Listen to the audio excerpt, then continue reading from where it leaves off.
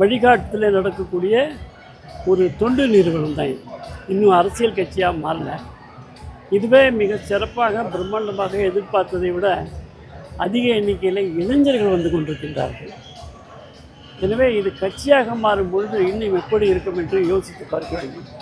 இதுவரை 20 லட்சம் உறுப்பினர்கள் ஆகியிருக்கிறார்கள் என்று சொன்னால் அது வி த லீடர்ஸ், அந்த இயக்கத்திற்காக தன்னார்வ தொண்டர்கள், உறுப்பினர்கள், தன்னார்வ தொண்டர்கள்.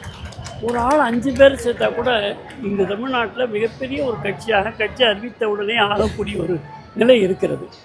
எனவே இது மிகச் சிறப்பான போதையில்லா தமிழ்நாடு உருவாக்க வேண்டும் என்பதற்கான ஒரு துவக்கமான மாநாடாக, பொதுக்கூட்டமாக, பெருந்திரளாக இங்கே இளைஞர்கள் கூடியிருக்கிறார்கள். எனவே போதைக்கு இன்றைக்கு அடிமையாக இருக்கக்கூடிய உயர்நிலைப் பள்ளியில் இருந்த கல்லூரி மாணவர்கள் வரை ஆண்களும் பெண்களும், அதாவது மாணவர்களும் மாணவிகளும் சமமாக பாதிக்கப்பட்டிருக்கிறார்கள்.